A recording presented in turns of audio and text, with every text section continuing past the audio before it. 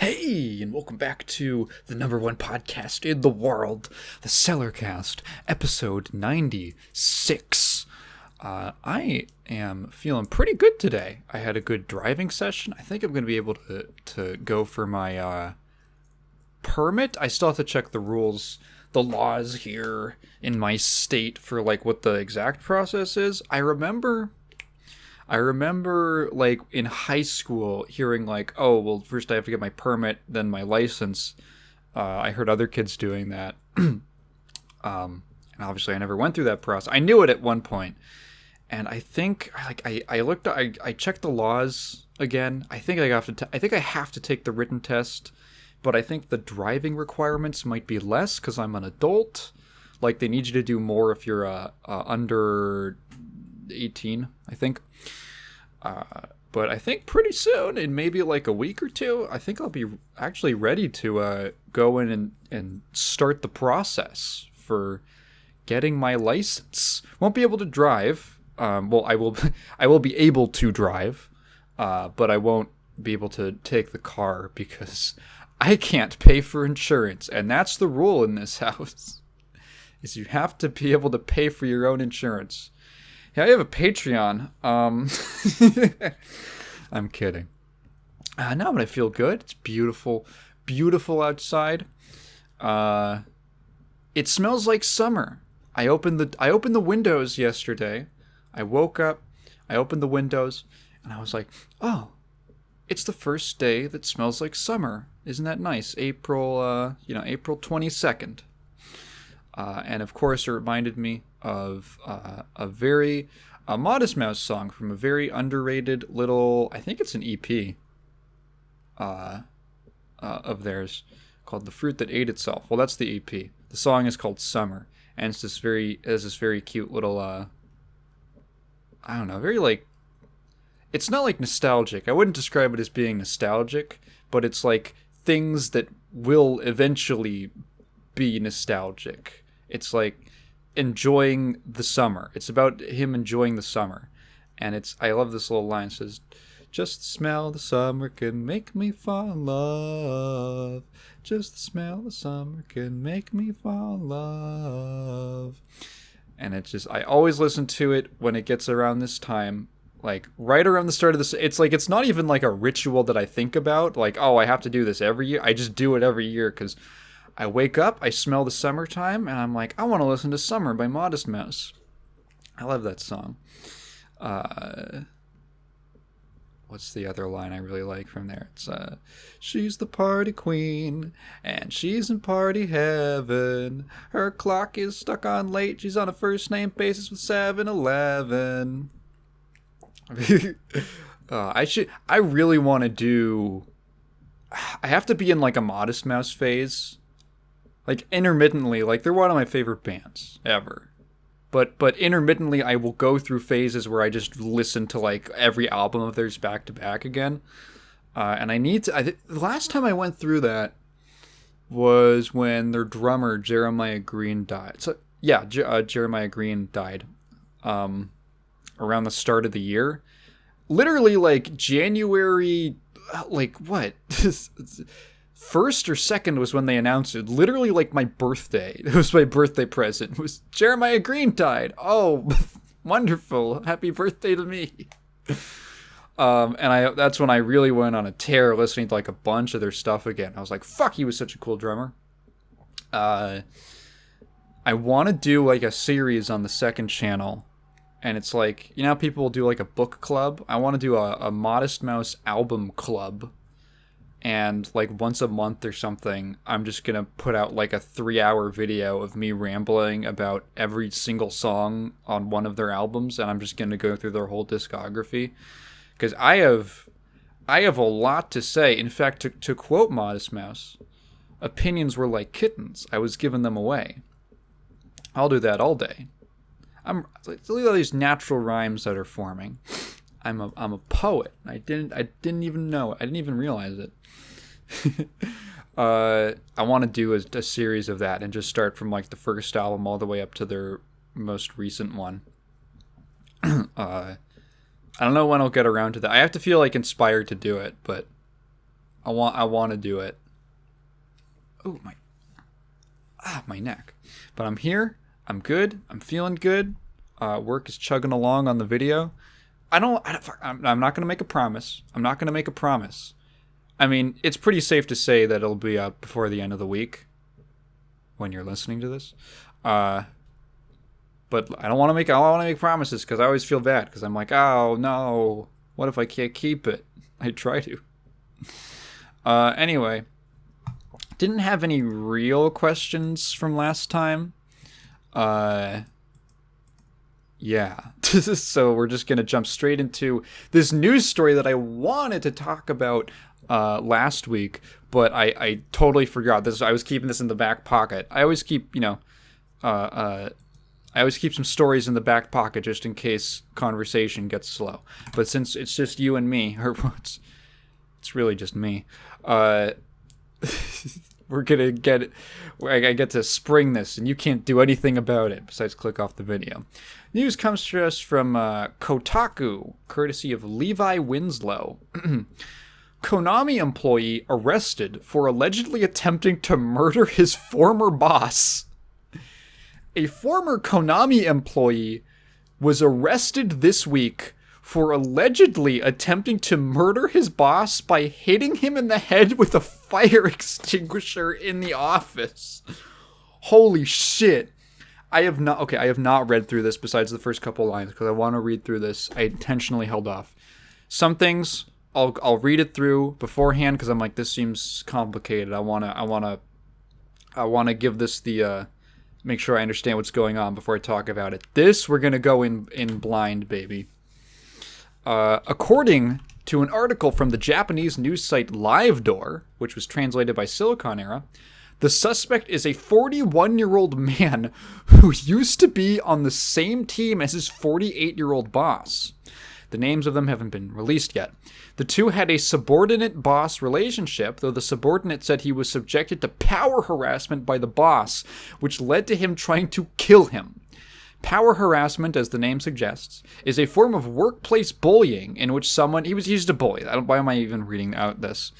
Yeah, his boss is a fucking asshole and uses his position over him. This seemingly led the suspect to grab a fire extinguisher and hit his boss in the head with it from behind when the two were in the office. He fucking sneak attacked him, dude. It deals extra damage. Pretty sure the back of the skull is actually a little softer. Like the back of the head's soft. I think like the front of the skull, like your whole forehead, is I think one of the thickest parts of the skull. I'm pretty sure. It's unclear just how the interaction happened. However, it's been reported that the suspect was pinned by coworkers in the office following the altercation and arrested on the spot. The suspect was interrogated by police, to which he explained his rationale. Quote, "I was being harassed and I hit him with the intention of killing him." Dude, this is the kind of thing. This is the kind of thing where like he knew. This is, oh my god, how do I describe this? There's a YouTuber. Her name is Aki Dearest, and she's done. She's like are they married? She's in a relationship with like this other YouTuber called the Anime Man, who does these like manga review things or whatever. He doesn't do anime anymore. And I remember like seeing a clip with when she was on like a podcast that he has called Trash Taste, which I like a lot. And she was mentioning how, so she's done a couple videos on, because they all live in Japan. She's done some videos on Japanese true crime stories, because they're fucking crazy. And a lot of people outside of Japan probably don't know about them. A lot of them, end up, stories from like the 90s or something. Probably aren't being talked about all the time, so not as well known outside of Japan. So she basically covers those and makes the little true crime videos for like an English speaking audience of these things that happen in Japan, and they are fucking out there. They are just out there, like in the freaking in like the 80s, right?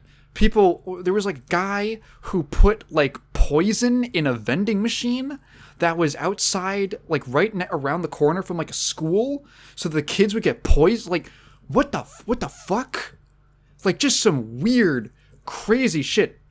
And there was something she said that was really funny, because from what I know of about Japanese crime stuff, is Japan. So Japan has I think famously pretty low crime rate, especially violent crime.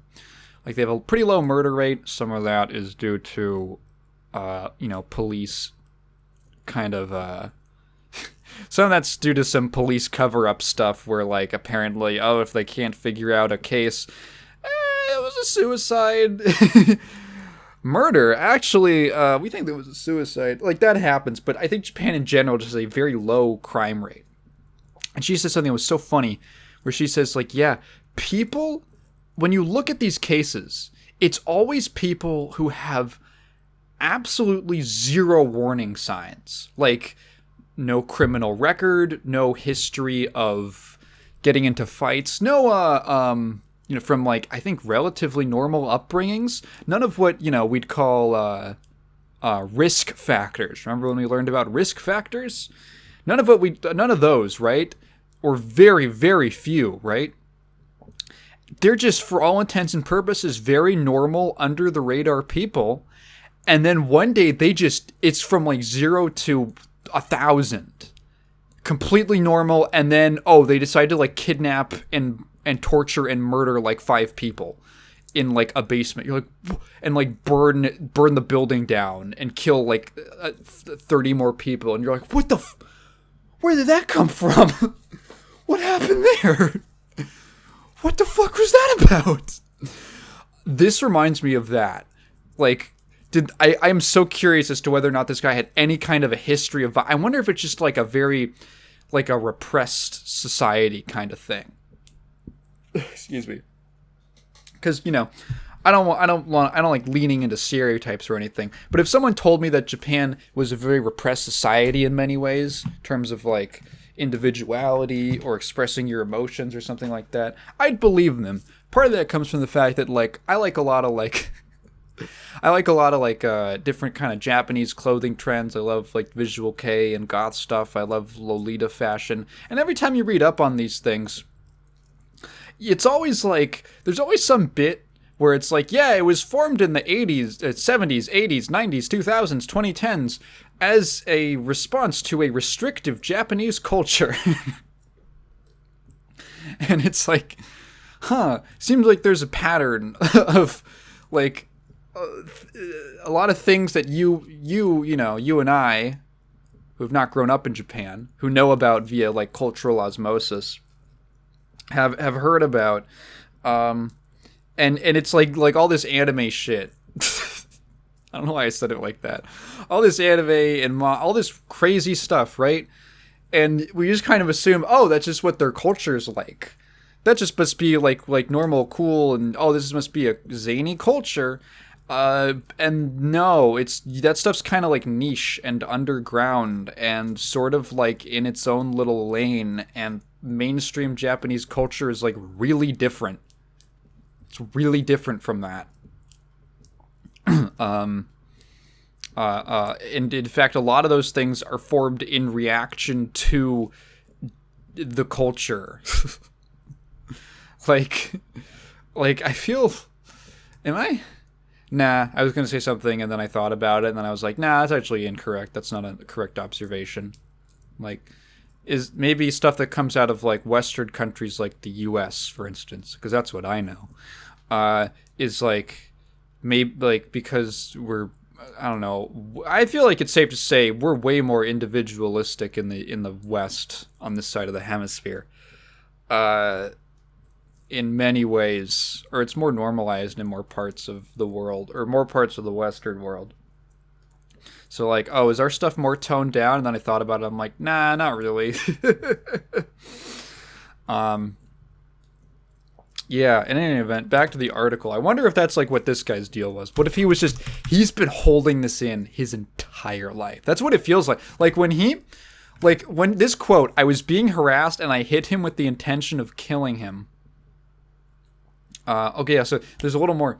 He is said to be charged with attempted murder. Suspect also told investigators that he went to the company's human resources department to decry the power harassment he was experiencing.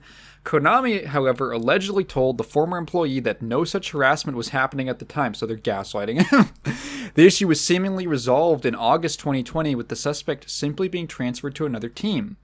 Boss survived the assault. He will reportedly remain in the hospital for a week to get treated for a head injury. No comment from Konami as of yet. That quote from him where he says, I was being harassed and I hit him with the intention of killing him. That is like, there was a moment where he was at a crossroads and he made a decision. And it was like, he was at the point where it was not like a second degree, like he just freaked out and lost control. It was like a conscious decision where he said, no, I'm going to fucking kill this person with with a sober mind. With a sober mind and a clear head, he came to the conclusion that the most reasonable thing, that the correct thing that he wanted to do was to kill him, was to take his goddamn life. That's crazy. That's very usually like it's so, and it's like on the spot too, which is interesting, right? Like usually if there's like if that kind of like a murder with that kind of mindset is usually like really premeditated. And you're just fucking ravenous. And there's kind of like an impersonality to it. Like you have some time away from them and you got to think about it. Or if it's like if you're like right there, you know, it's like it's like a second degree, those second degree cases where it's just like, I just lost my temper and freaked out and went too far, you know? I think it's really interesting to have a case where it's like an on-the-spot decision made with like a completely clear mind. I feel like that's a really rare kind of murder to happen, or attempted murder. I don't know. It tells me this guy was at the end of his fucking rope. Something inside of him had been building up like since his childhood, and it was just it's like, yeah, well, this is what we do now. This is what I do now. What an interesting case. Also really funny. Also, like, I know this guy has like a head injury and he's in the hospital, but like this is really funny. Oh, tell you, what would it be like if that was you or someone you... Well, I wouldn't be in this situation, first of all. And second of all, honestly, that actually it would still be pretty funny. It's still... Yeah, I think it would be kind of funny, to be honest.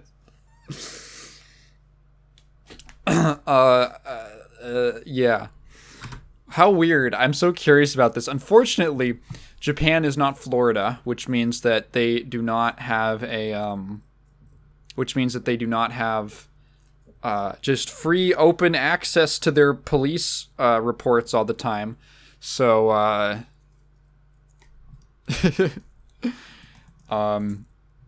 we'll just have to guess. We'll just have to guess what happened here. Like, I'm so curious. Like, I'm so curious. This reminds me, you know what? And I totally believe this story. Like, I saw the headline and I was like, whoa.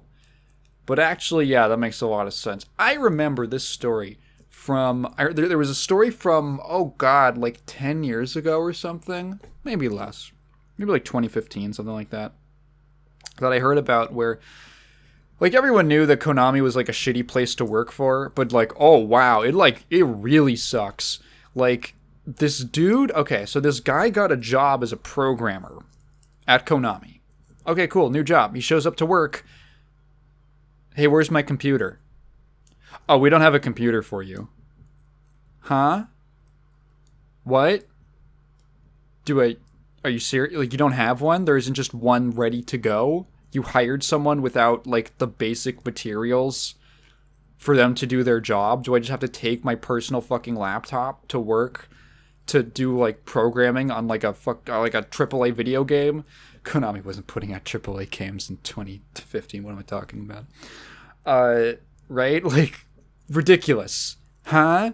So he like has to put, so he had to get a computer to do his job at all, to do step 1 of his job.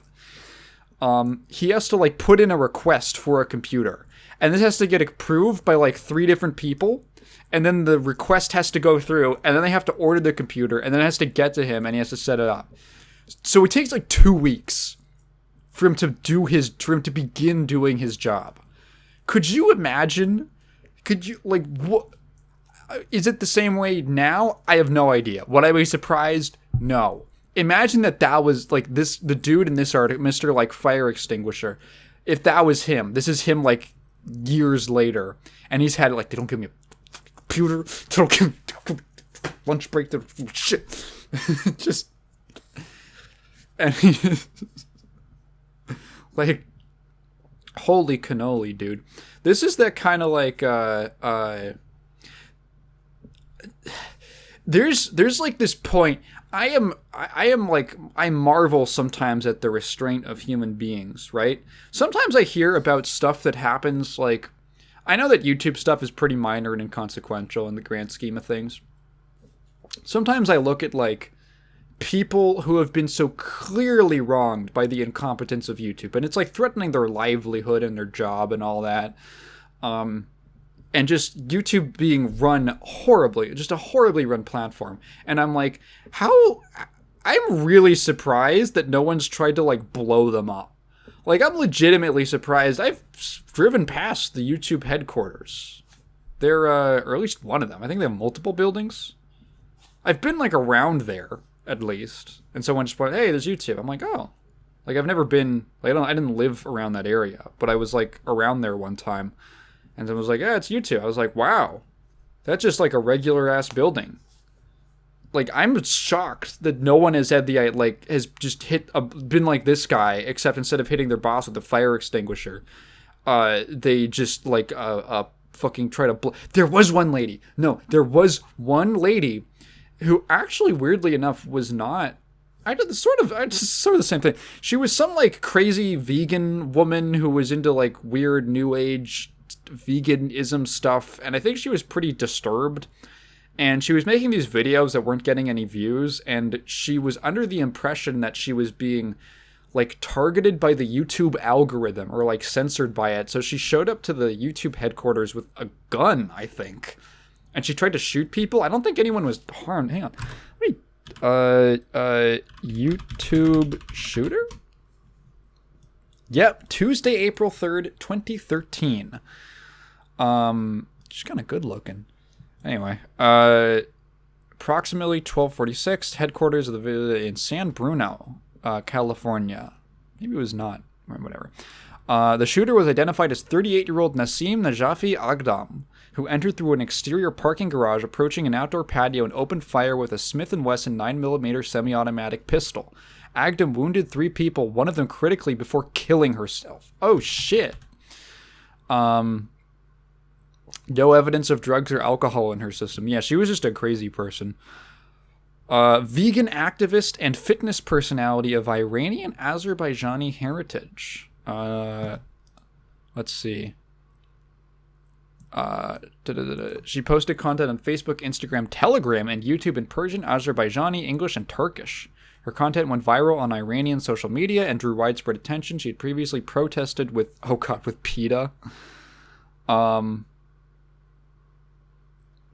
Against the use of pigs in United States Marine Corps training procedures for victims of trauma? What is this? The use of pigs in training? Do they... What? What? Wait, what is this? Pigs in military training. Wait. What?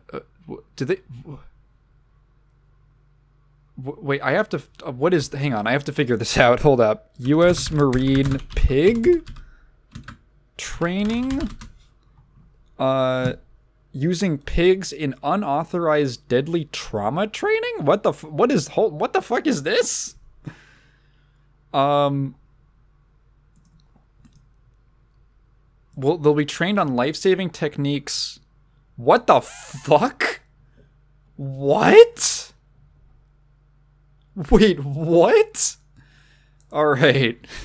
Apparently, there are U.S. military training things where they take pigs and goats and they fuck them. They like cut them and shoot them and shoot off their fucking limbs to simulate battlefield conditions.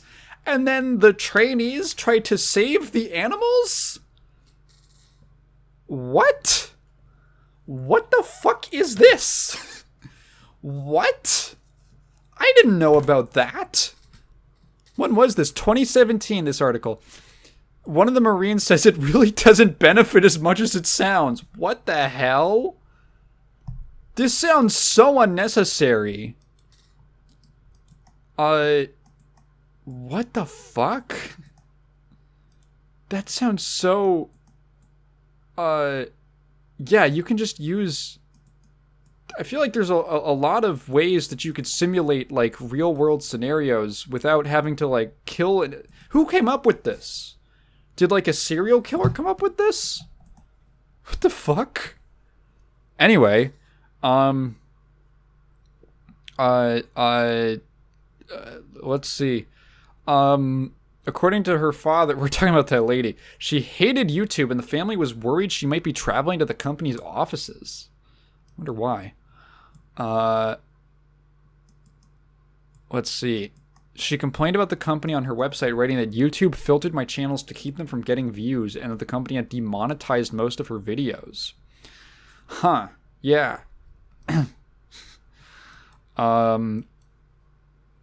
Yeah, that's crazy. So I don't think anyone died, thankfully.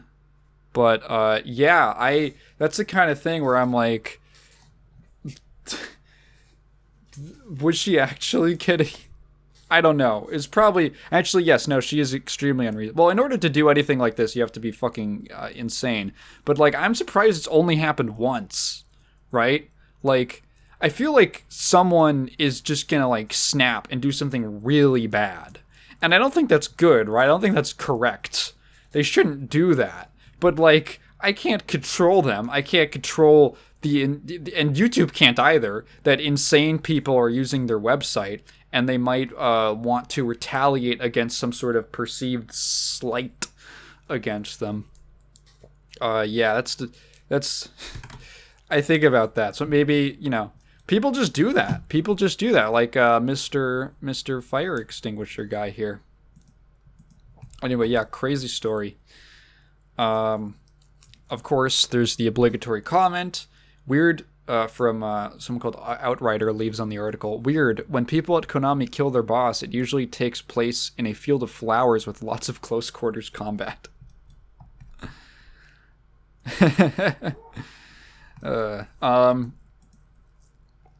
Anyway, what else did I want to talk about today? Oh, there was this a big showcase of the last big showcase we're gonna get of Street Fighter 6 before release. Do I have that much to say about it? I do, specifically because it was hosted by Lil Wayne, the Weezer. I always thought it was funny how he's like Wheezy. Like, did he ever do like a thing with Weezer? That would be really funny. The way it was edited was so funny, because they start off this showcase and it's like a trailer for like one of the bigger, what it looks like is that the world tour is going to have some smaller areas, like the Italy stage looks pretty small, like some small areas, but then there's going to be a couple specific ones that are like big, that there's going to be, I think, more characters in or something like that. Like the big hub area. So it's going to be like Metro City, and it looks like the other one is going to be Nightshall, I think, which is their, like, in the same way that Metro City is like not New York, just like a generic North American city. Naishal is like not India, Pakistan, not, it's a excuse me, fictional South Asian, I think it's a country, but it's just really just taking place in like a city of it. It looks cool. I like it a lot. It's like, what's really cool is that, wait, I'll get to this in a second. So they do that, they cut to Lil Wayne, and he goes, yo, wasn't that some shit? And then just like hard jump cut to the next line. It was edited. It was so funny to me. It was, because like how many times did they have to like retake these? And the fact that it's like a hard cut is really amusing. Like, it's so abrupt. It's cut pretty close, so there's not like a weird dead space, but like it's really funny. This is just something about like, it starts making me think about the behind the scenes. And that stuff I find amusing. And he only shows up like 3 times. He's like at the beginning, in the middle, and at the end.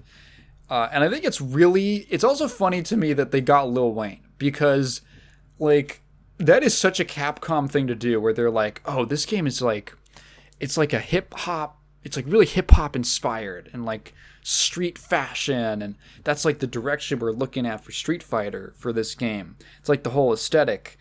And and they're like, oh, what celebrity should we get to like endorse? What like celebrity guests should we get to like endorse this thing and like cameo? Oh yeah, Lil Wayne. And not to put down Lil Wayne, he is a dare I say legendary rap artist, a rappler with the grappler. But like a Lil Wayne appearance in 2023 is like not the same thing as like 2012. If that makes sense. Like, not to put him down, but like if you're going to make like, they could have gotten someone like really trendy. Could you imagine if like Kendrick Lamar showed up or some shit like that? That would have been like, oh, they're really tuned in. They're like tapped someone really, you know, of the time, right? and Lil Wayne just like, he's just the right amount of like passe to make it really funny that Capcom was like, this guy. You know, Lil Wayne like ad-libs all of his music.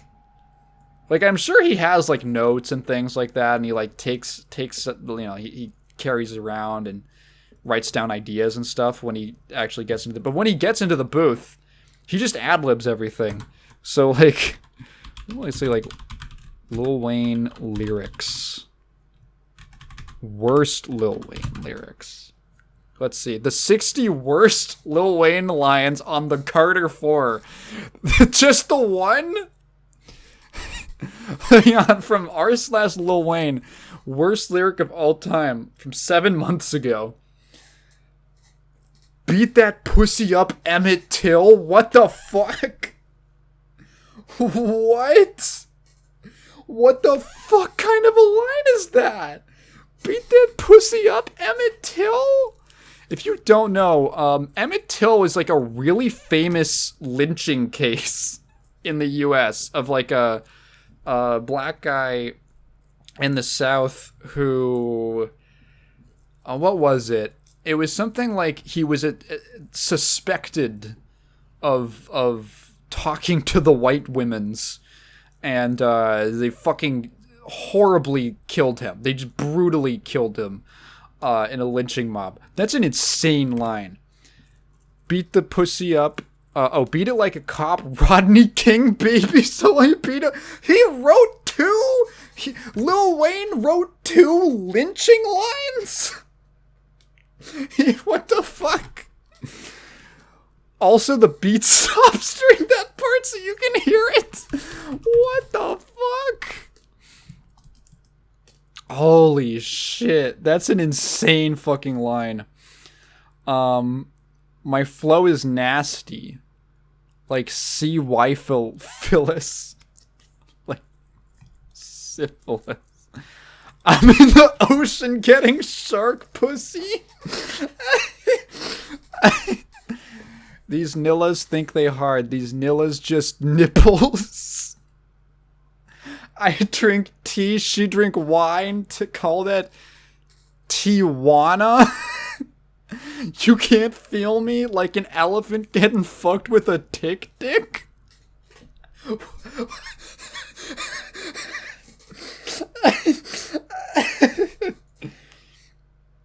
Oh my god. My dick turned to Megatron, but my girl was fucking with Decepticons.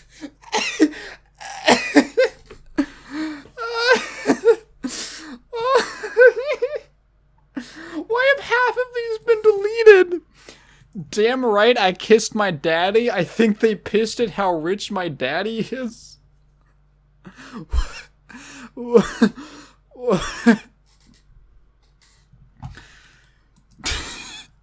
Suck a Nilla dick for iPhone 6. Fuck my Nilla Terry for a new Blackberry.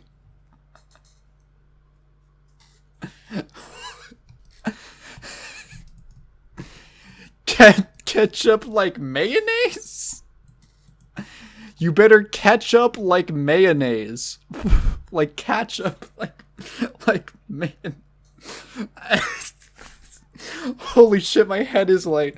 Dude, I haven't laughed this hard since fucking Shayla Rocks. Pussy like a oven, too hot to put my tongue in? All I had to do is rub it the G at the bottom. My tongue go burr, my dick go bah.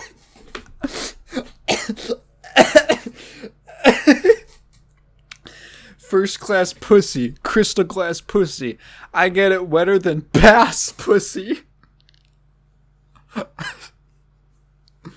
I told her one more. She said it's not Domino's, it's DiGiorno's.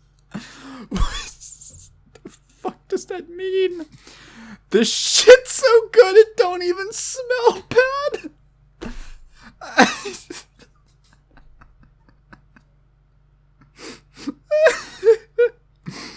My tongue is a motor, my dick is a NASCAR? What the fuck does that mean? Wait, my tongue is a motor. My dick is a NASCAR? Why is your dick in your tongue? Sorry, is your tongue in your dick? Are you sounding your own dick? What the... I feel like either of these metaphors could have worked just fine separately, but putting them back to back, I feel like he just thought of like two car metaphors and just put them back to back, even though like when there's two metaphors back to back in like one line, you kind of assume that like they should make sense together. All the lines about kidnapping and killing people's grandmas and kidnapping babies? What the fuck? What the fuck is Lil Wayne kidnapping lines? He has a whole song called Kidnap Cupid. Threatens to kidnap Beyonce? What? What the fuck?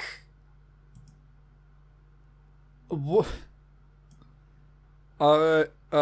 Get... Why does he have so many... There's like multiple songs come... Why does he have so many kidnapping lyrics? What the fuck? This is so funny. I just want to read more Lil Wayne bars now. I want to read more Lil Wayne fucking bars. Lil Wayne's 25 most WTF lyrics. Run in this house, kidnap a Nilla and his fam, tie them up and put them in the van, stick a gag... I wasn't even looking for them! Stick a gag in his jaws. Schmuh. One move, blow his khaki ass off. I wear khakis. Is he gonna kill me? Yes, I talk shit. Gotta defecate to conversate. Wheezy fuck the world. Yep, I fuck it till it ovulate.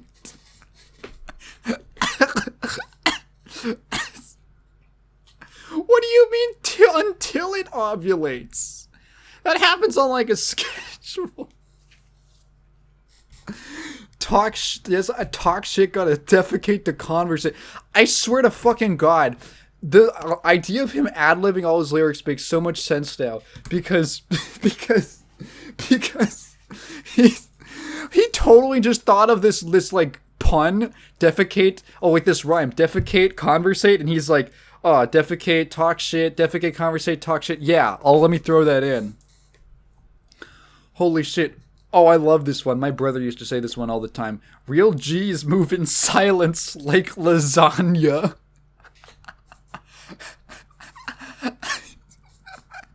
Like lasagna. Because the fucking G. Like, right? Like he just said, lasagna. The G in lasagna is not pronounced. A G like a gangster. Alright. From 6'7". No, this is a different one. Oh yeah, no, that one's from 6'7". Let's see, this one's from gonorrhea. Oh, I can't wait. Pull out the AK and pop you in the funny bone. Laugh now, die later, motherfucker. You're a bitch like Zeta Phi Beta, motherfucker. Huh? Zeta Phi Beta? Is that a reference to something? I don't get that one. Let's see. From the song Best Rapper Alive. Boogeyman, Pistol Pete, Ammo Mammal, Gunman, Blum Blam. Hey, like him or hate him. Let's see. This one's from a Millie. I'm a millionaire. I'm a young money millionaire. Tougher than Nigerian hair? Tougher than... Is Nigerian hair tough? I don't know what that means. Let's see. Murder one-on-one. I'm the hottest Nilla under the sun. I come from under the tummy, busting a Tommy? Under the tummy? Okay. These are just getting stranger. Let's see. And my chain. Toucan Sam that. Tropical colors, you can't match that. Gotta be abstract. My chain's like Toucan Sam from the cereal. I get her on top, she drop it like it hot, and when I'm at the bottom, she Hillary Rodham? What? Why? Why? When I'm at the I get her on, she drop it like... When he's having sex, she's like Hillary Clinton? That's the last person... Okay, next line. Big house, long hallways. Got 10 bathrooms. I can shit all day. I can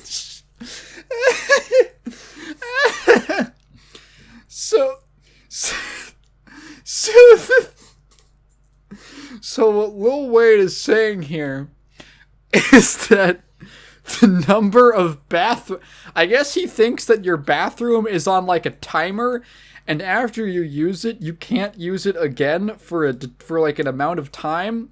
So because he has 10 bathrooms in his home, he can skip the cooldowns on his bathrooms. Let's see. Self-made G. Oh my god, my head is light. Self-made G, and them bitches know the business. Relying on rap, but in the kitchen I'm a chemist. And when I was 5, my favorite movie was The Gremlins.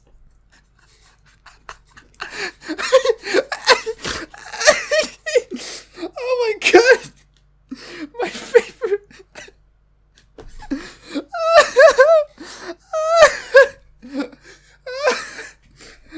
I'm laughing so fucking hard. Dude, my head is light. This is like Shayla Rock. Holy shit, I gotta like slow down. I gotta slow down. When I was... It's such a regular bar. It's such a regular line. And then he just says like, yeah, when I was 5. My favorite movie was The Gremlins. The idea of like little Lil Wayne sitting around and watching The Gremlins. Being like, this movie kicks ass. This is fucking awesome. These little gremlin guys, yo, don't feed them after midnight. Holy shit. Let's see. From Love Me or Hate Me. No author, so harder, so smarter, all about $1, like 4 quarters, oh father. Okay? Okay, all about $1, like 4 quarters. Alright, sure. Let's see. The only time I will depend is when I'm 70 years old. That's when I can't hold my shit within, so I shit on myself. Because I'm so sick and tired of shitting on everybody else.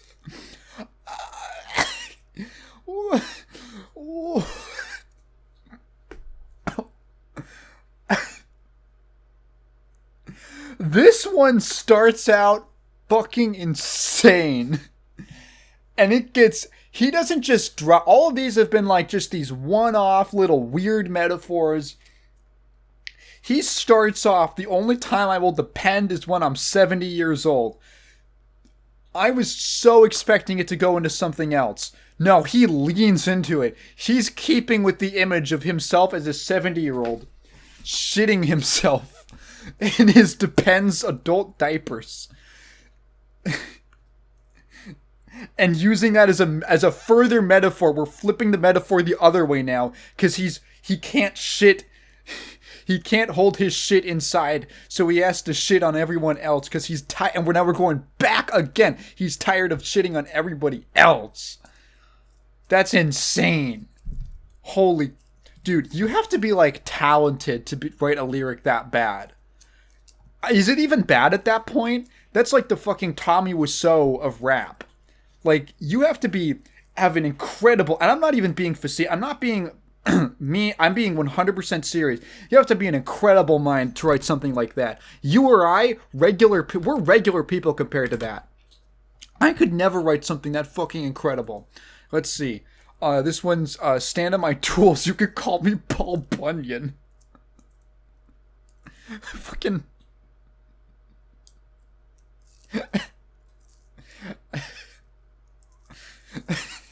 Should reference to Paul Bunyan? Okay. Because Paul Bunyan was a giant and he had tools because he was a lumberjack? Okay. Let's see. From Sky's the Limit. Which I think that wasn't the same one that had the Gremlins line? Let's see. You looking for divine and the little intervention. And them birds don't fly without my permission. I'm probably in the sky flying with the fishes, or maybe in the ocean swimming with the pigeons.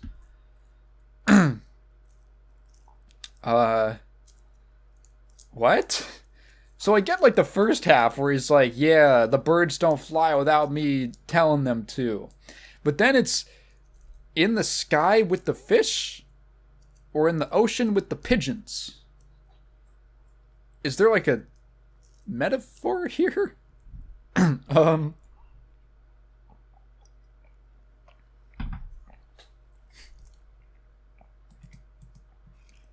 right. Excuse me. I am untamed. I need a leash. I am insane. I need a shrink. I love a brain. I need a leech. Why complain on easy streets? I don't even talk. I let the visa speak. And I like my Sprite Easter pink. What? It's kind of good. It's pretty good. This isn't even like a bad lyric. It's pretty, like, even just me reading that. Okay, this is actually like a cool rhyme scheme. Untamed, need a leash. Insane, need a shrink. Love brain, need a leash. Why complain? I don't talk. I let the visa speak. That is a good line. That's a good line. But then Easter pink. Is that? Hang on. Sprite Easter pink. Was that a thing?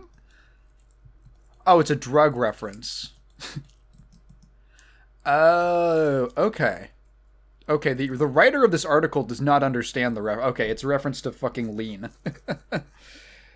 Yeah, okay. Okay, actually that's fine. No, that's fine. Actually, that's a fine line. I actually like that one. That's pretty good. Easter pink is a weird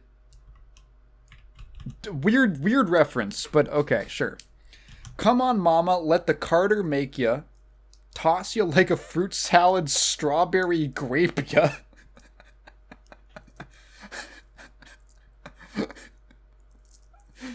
Strawberry grape. Dude, I've got strawberry grape. I actually don't say you're gonna grape someone. Let's see. Home Sweet Home Depot. You will need a hammer. It go down like Frasier. I ain't talking Kelsey Grammer. I be shitting on ya boys. I need an Alka-Seltzer sandwich. What the fuck? What? There has to have been another way to rhyme hammer with grammar that didn't involve Kelsey Grammer and referencing Frasier. I love Frasier. That's probably like one of the most underrated sitcoms of all time. Frasier's like legit a great show. I love that show. I appreciate the reference. Weezy, he's making an outreach to the white community with that one. You know, he gets it. The weird part. Wait, okay. Home Sweet. Okay, so Home Sweet, Home Depot, need a hammer. Okay, so I'm following. Home Depot, hammer. It go down like Frasier. I ain't talking Kelsey Grammer. Frasier. Is there a different Frasier? Is there a different because when I hear like it go down like Frasier, and then you immediately reference Kelsey. Well, is there another Frasier? There's probably a reference to someone. But, okay. The Alka-Seltzer I be shitting on you boys. I need an Alka-Seltzer sandwich. Isn't Alka-Seltzer just for, like, when your stomach is upset? It's not necessarily like you have diarrhea or something. A sandwich. Not even like an Alka-Seltzer. Just like he's gonna eat it with bread? Let's see. Swagger tighter than a yeast infection. Fly go hard like a geese erection. Fashion patrol police detection. I stay tight like Chinese connection. This is so good. I think I get why people like Lil Wayne now. Swagger tighter than a yeast infection.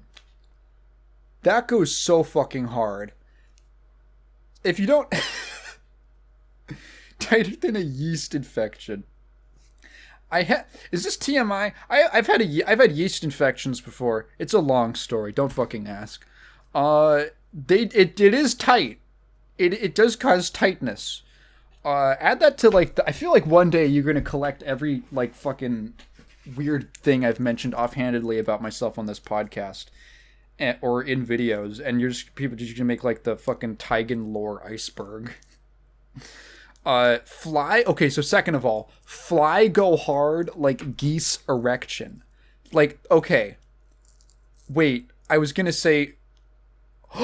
No, it's actually super smart. I was gonna say, wait, but geese can't fly. Obviously, fly and geese. No, it's because flying is hard. Flying is hard for a geese because they can't fly. It's hard for them. So it's like a geese erection. It kind of makes sense if you think about it in like weird parallel ways. Wait, his fly is going hard? Not like his penis? Wait, fly go hard. Oh, and I don't think he's talking about like his... I thought that was like the fly of your pants. No, okay, it's literally like he's fly. And he is fly like he's cool. And then it goes, okay. Fashion patrol police detection. I think it's just more about his style. Because the fashion patrol is on him. That's why. I stay tight like Chinese connection. Chinese connection. What is that a movie? Oh, Fist of Fury. Oh, I knew that was a movie. Okay. Oh, okay. I don't really know what the pertinence of being tight is. Maybe he's just saying it's a tight movie. Let's see. Shorty better than a 3-year-old. Keep planning. I'm a eater like a pita roll.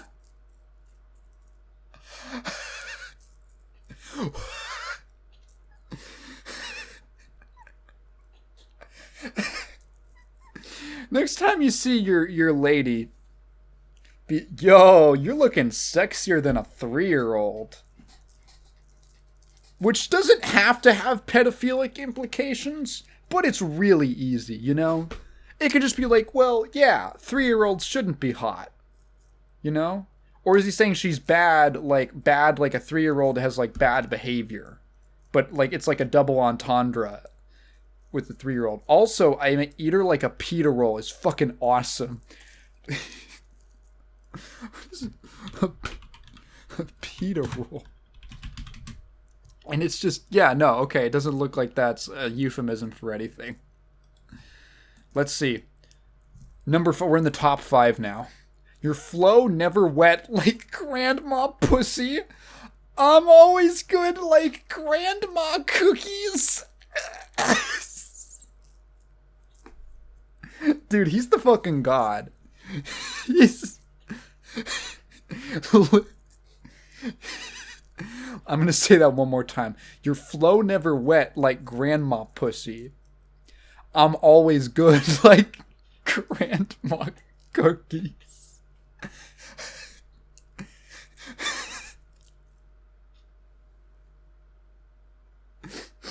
He could be the most incredible comedy writer, like comedy rap writer in history. And he's just been... He could win like double awards for like best rap and best comedy out. Like, I swear to fucking God. This is so good. Like grandma cookies. Dude, I love how he's like, what's never wet? Oh, grandma pussy. Grandma's cookies are always good. Like the idea that he had these two ideas back to back and decided it was a good idea in the moment is so funny to me.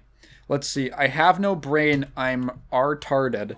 We all not the same. I'm a Martian. You can be my Jane. I'm your Tarzan. I'm from the jungle where the snakes is all poison. I am magnificent like Marcus. You might want to fall back like August. Is that a... Wait. Magnificent like Marcus, fallback like August. I thought this was like a Roman history reference for a second. Magnificent Marcus? Magnificent Marcus Malone, an American percussionist. Fuck me. And a founding member of the Latin rock band Santana. Huh. Magnificent like Marcus, fall back like August. Oh, is that daylight savings time? Wait, is that when that... Wait. Is that a daylight savings time reference? When does it happen again? No, it's not. Okay, what is fall back like August? What is that? What does that mean? That's a great line.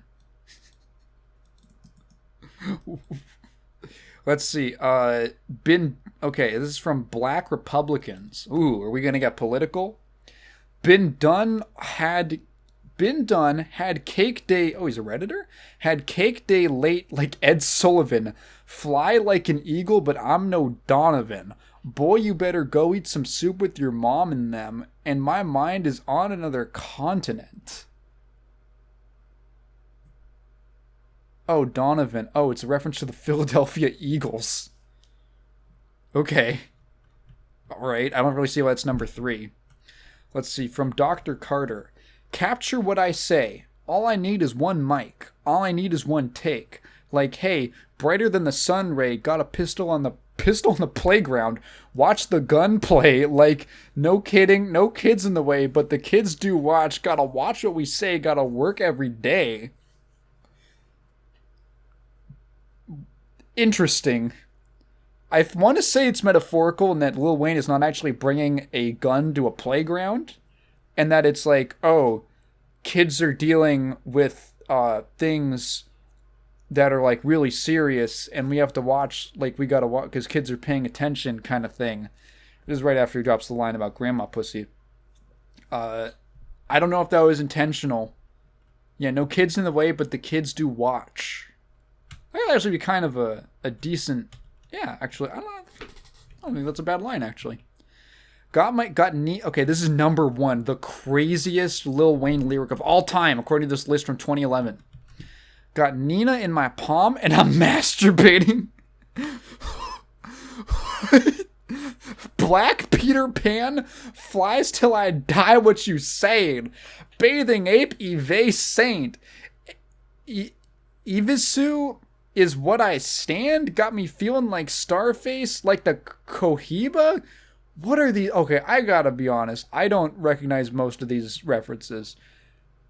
Yves Saint. Yves Saint. Is that a... Okay, that is... Okay, fashion company. The fuck is...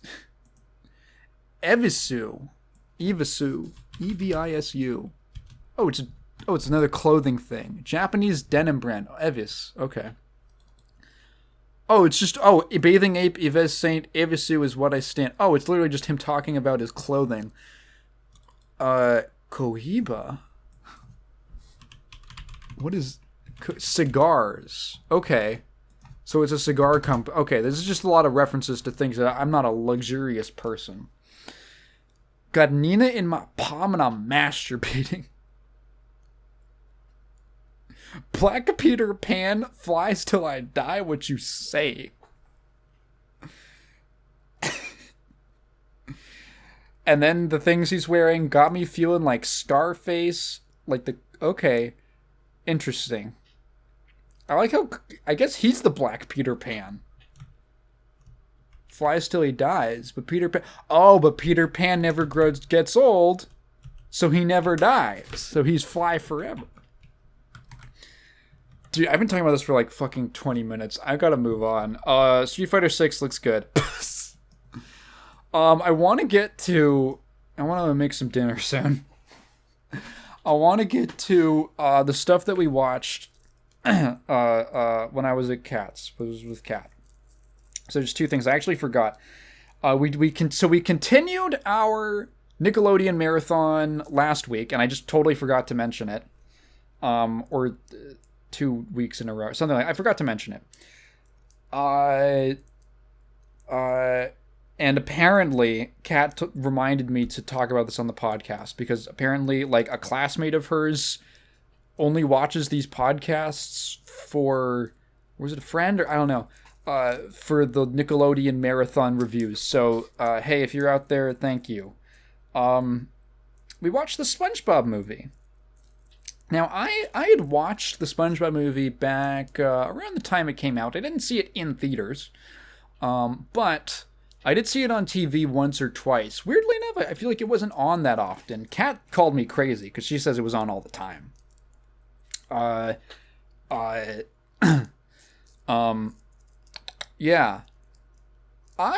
So the SpongeBob movie is pretty interesting because it was kind of supposed to be the end of the show. It was supposed to be kind of the big finale. Steven Hillenburg, the original creator, left after the movie, so it's kind of like the last stuff he did for it. Until he came back a couple years. He came back like season 15 or something like that, to kind of helm it for a little bit before his death, unfortunately.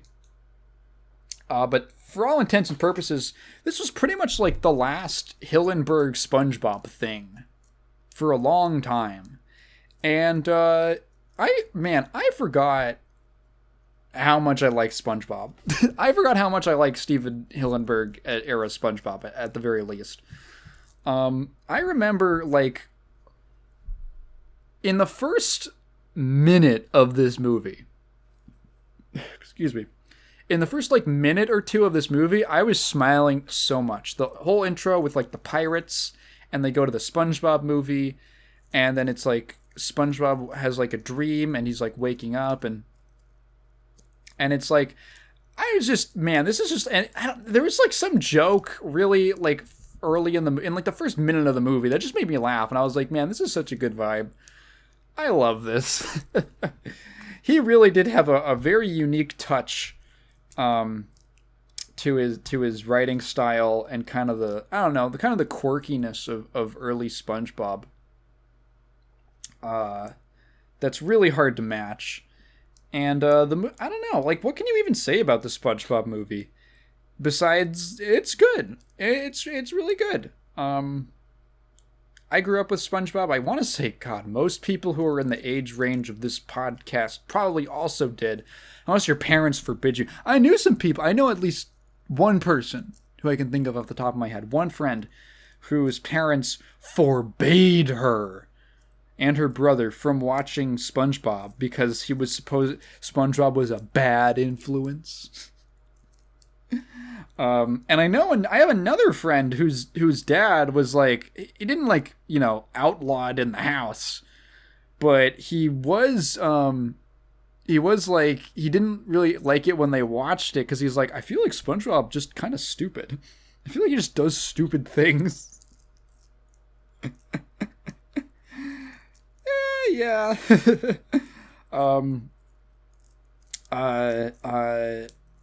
Yeah, I don't know, man. I'm trying to think of, like, what did I enjoy about the SpongeBob movie? Pretty much everything. I don't think I really dislike anything at all.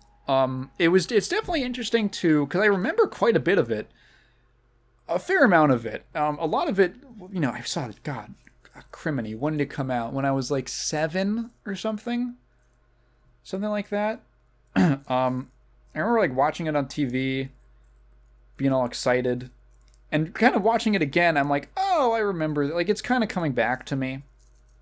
There's a lot of really fun scenes. I think also as a kid, I had like a little book version of it, like a little picture book version of it. I had totally forgotten how many memes came from just that movie. There were so many memes just from the SpongeBob movie. I could have sworn they're like the whole, like the guy, the fish whose eyes start burning. That's from this movie. And then like immediately, hang on. Oh, the meme of where SpongeBob is like in the crowd and he's like screaming at someone next to him. And it's like, I fucking love da da da, you know, so and so. That's from this movie too. SpongeBob movie memes. There's so many, and they happen like back to back to back. Really surprisingly. So that was, is the like Patrick with his like mouth open? Is that all with like the is that also from this movie? Yeah, no, it is. Wow, yeah, like this had a huge, this was a cultural turning point, this film, I tells you. So that's fun. And it's like, it's funny because like it's not trying to be any of these things. It's just like a pretty entertaining movie. It's SpongeBob and Patrick. It's like nice because what's nice about it, I think, is that it tells a high stakes story. SpongeBob is not really a show about high stakes stories. Most, you know, episodic series are not, you know. So when you do a movie or something, you kind of have the opportunity to tell something like that. And it's like, well, what kind of a what's like a necessary, what's like a turning point, what's like a growth that we can give to SpongeBob? Not like a tumor. I mean like a character development thing. Because SpongeBob's always been like the overly happy, like happy-go-lucky type of kind of, nothing ever really gets him down. Well, a few things will get him down. He's naive. That's what it is. He's naive. He's basically a child who works like a full-time job. He's like a child. And he's sort of almost like the perspective for the child audience. So like what the film kind of tries to do is like, okay, what happens when SpongeBob is forced to kind of grow up a little bit? Or how does SpongeBob confront growing up? How does he deal with it? So he ends up in this situation where he thinks he's going to be the new manager or the new Krusty Krab. He's not. It goes to Squidward. And then he's like brutally disappointed. And the reason, and like Mr. Krabs is so hesitant to be like, oh, well, it's kind of, you're just kind of a child. Like, you're not mature, you're immature. And yeah, SpongeBob would not be able to manage a restaurant. He can't do that. He can't pay taxes. I wonder if they have to pay taxes in Bikini Bottom. That would be kind of funny. There should be an episode about SpongeBob having to do his taxes. If there's not one, that would be like, I feel like that would be such a funny episode to do like a SpongeBob version of.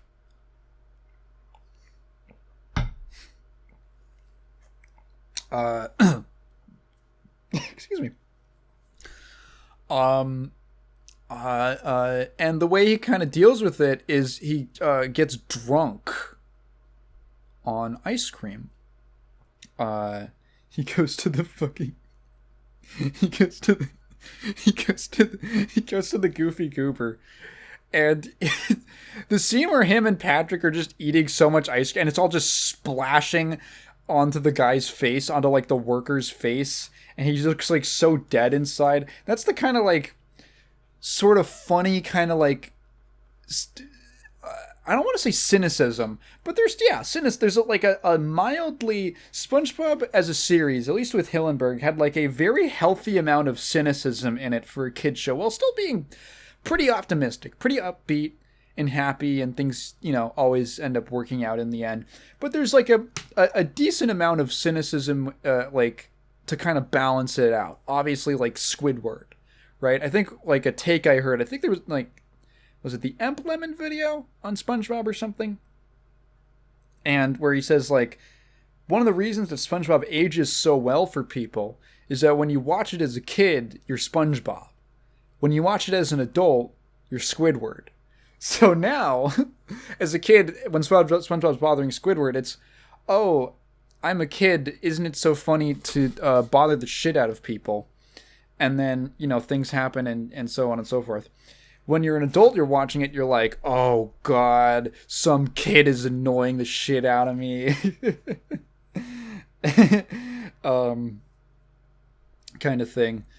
And now you want to see, you relate to the problem in a different way. Not every Squidward episode is like that, but you know, but like, oh God, you know, I love the episode where they have to make the delivery. They start delivering pizzas. That's such a great episode, because it's like the one time where Squidward actually like he's not the one, but it's like he's written like a real person, just, you know, besides being a squid. He's technically an octopus. Because he doesn't have the right shaped head, and he doesn't have 8 limbs. Which is funny, because Stephen Hillenburg, I think, has like had a degree in marine biology. It's like Jotaro.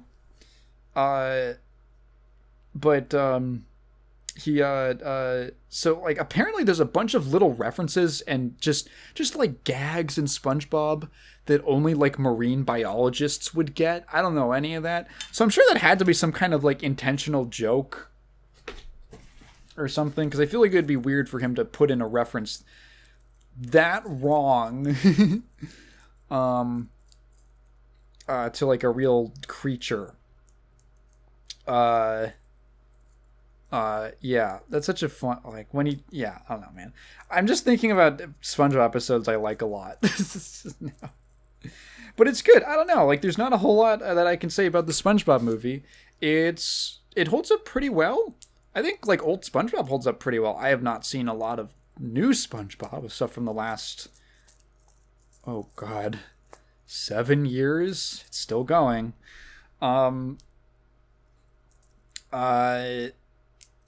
Just like some nice themes about like, oh, SpongeBob having to kind of mature in some ways, but kind of being, it's almost like, it's like kind of almost actually a mature take on that kind of a story, where SpongeBob realizes by the end that, like, he doesn't have to, like, be this image of an adult that he's kind of created in his mind. This sort of, this what he thinks an adult should be like. He just has to, like, how do I describe this? Remember when, like, who was it? Was it Salvador Dali who said, like, or no, it was Picasso. He said, like, it took my entire adult life to remember how to paint like a child or something. It's almost like that kind of a conclusion. He's like, well, I accomplished a lot of things, and I overcame so many obstacles, and I'm more experienced, and I didn't have to, like, conform to some sort of, like, some sort of, like, stereotypical or imagined ideal of an adult, of what being mature is like. Like that scene where they get the mustaches. It's just fake. Their confidence is just fake. And there's no reason he can't just do that all the time. It's just he needs, like, a placebo. Or at that point in the movie, he just needs a placebo. So it's, like, it's kind of nice. Like, he can still be kind of a kid, but he's still capable, he can do things. It's nice. It has that ending's crazy. What a crazy ending. Anything else I like? Oh, I love the line,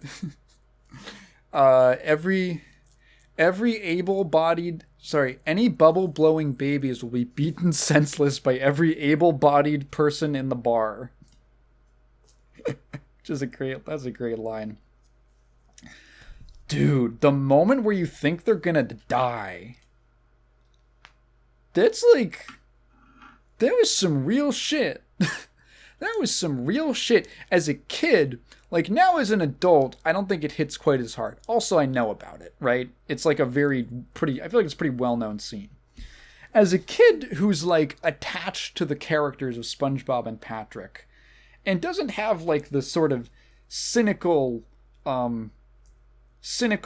understanding of, like, well, they're not gonna kill them.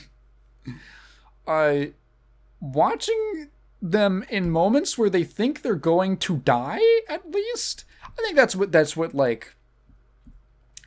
least what gives it gives it some weight, is that they think they're going to die. That's, like, pretty brutal. That's, like, pretty intense for a kid to have to, oh my god, they're going to die. It's pretty intense. And I remember as a kid being really affected by that scene, where I was like, holy shit. And, like, it's so fucking triumphant when they don't die and the tear saves them. And then David Hasselhoff comes in. Well, also, what a perfect cameo. I know David Hasselhoff is, like, anyone can get him, but, like, what a perfect cameo, you know? Apparently, like, so the David Hasselhoff, like, parts of that are of the shots with him are actually like a wax model, not a wax model, but like there's a fake David Hasselhoff that's, like, larger for the purposes of filming, right? I think he had that. I think he took it home with him and he had it in his house for like 10 years, which is really funny. I would too. I did not know who he was when I was a kid. It was just some man comes and he just appears and he's there. Yeah. Good movie. I like it. Pretty funny, like, consistent, like, and if not, like, super laugh out loud funny, at least, like, no, actually, there were some parts where I was actually laughing out loud. Genuinely, like, holds up really well. Yeah, SpongeBob movie. Thumbs up. Hey, you know what other movie is about children or childlike characters in stressful, crazy situations that we watched? Holes.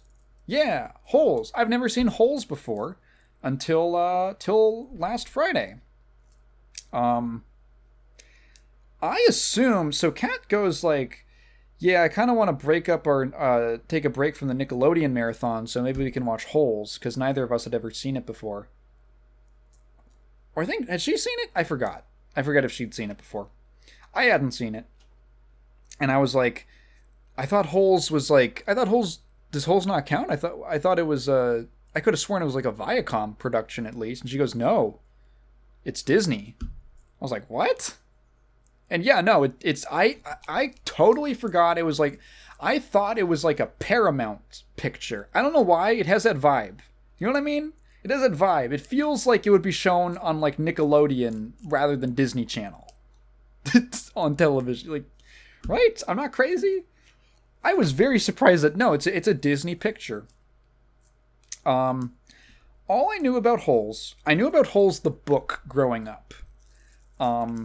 Because there were kids who just swore by they were like, dude, Holes. And I was, okay. There was very little that I knew about it growing up besides that. There was also there was a kid in like the 4th grade or something in my class who gave a book report on it. And his book report was like completely unintelligible.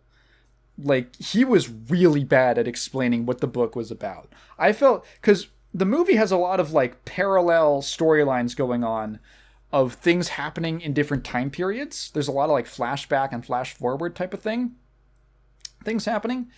And he would just, meanwhile, and then, like, jump into this totally seemingly unrelated plot line. And, of course, they all, like, you know, everything lines up eventually. But I was just so confused listening to that in class. I remember leaving that feeling like I knew less about the book than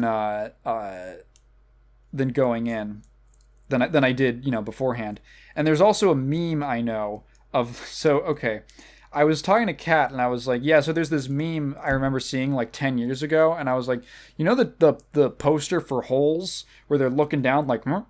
And I, like, looked down, like, to mimic it, and for some reason that face made her laugh so hard. She laughed for, like, 2 minutes. Like, 2 minutes straight. About me imitating the poster for Holes. She said it looked like a pog face. There was a meme about, like, the caption was, like, when the neighborhood slut walks in. And it's the poster for Holes. And that's all I remember. That's all I remember about the movie. Except for the criminy. Why am I into the word criminy right now? I feel like criminy is more fun than saying Christ. Criminy. The setup of the movie. I think it's the opening scene technically, or like one of the first scenes, which is that the main character, Stanley Yelnats being Stanley backwards, is just walking down the street all casual when a pair of shoes falls on his head from up above, from a bridge up above. And he takes the shoes, he's like, huh. And then he gets arrested because it turns out those were the shoes of a famous baseball player. Like something Sweet Feet. Which is a crazy-ass nickname. Fucking jury players. Favorite character? So he doesn't get arrested. He goes on trial, and he has to go... excuse me. His punishment, it's either go to jail or juvenile detention. Or... and, you know, that's on your record and all that. Or go to this place called Camp Green Lake in like Nevada or New Mexico or somewhere in the Southwest. And basically it's this camp where you build character kind of thing. It's basically doing slave labor. And he picks the camp because, you know, I can't get that on my record. So he goes to the camp, and it's basically this very strange place where there's all these troubled youths, all these troubled young bad boys, and they're every day they have to go out and they have to dig a hole 5 feet wide and 5 feet deep or something like that. Every single day, they pick a spot and they dig, and if they find something interesting, they tell the like camp he's not the director or the owner. He's just what did he do? He's just like one of the counselors, Mr. Sir, and he'll take it to the warden if it's interesting. So it's really I liked this movie. I actually liked it quite a bit. I think it's really good, actually, in fact. So I don't know where that lies on like the Teigen scale. Let's see. If I gave Sonic a meh, and I gave Sonic 2 a meh, and I gave Mario a pretty all right, this is a pretty good. I think it's actually much better than Mario. But so take that as you will. Pretty great. Sorry, pretty great. Not pretty good. Pretty great. What do we even talk about? So, oh yeah, this is just a spoiler thing because I'm just gonna fucking talk about it. If you haven't seen it, I would recommend watching it. Holes with an early, actually introducing Shia LaBeouf, like the one movie Kat doesn't hate him in, surprisingly. So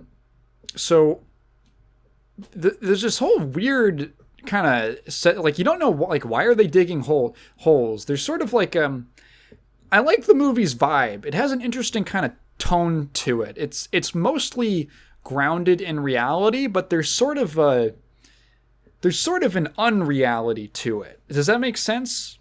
Where it's like, yeah, there's nothing like supernatural or anything like that, but there's like a family curse, and it's sort of implied to be like a real thing, and it's like an actual curse. There's like, I don't know, just this kind of, the fact that like they go, it's almost a little, I'm not going to be pretentious, I'm not going to call it Kafka-esque, but it's that thing where like, oh, he's in a place and they're doing a task that seems pointless, but there's clearly some kind of intent behind it. You know, that's more than just building character. And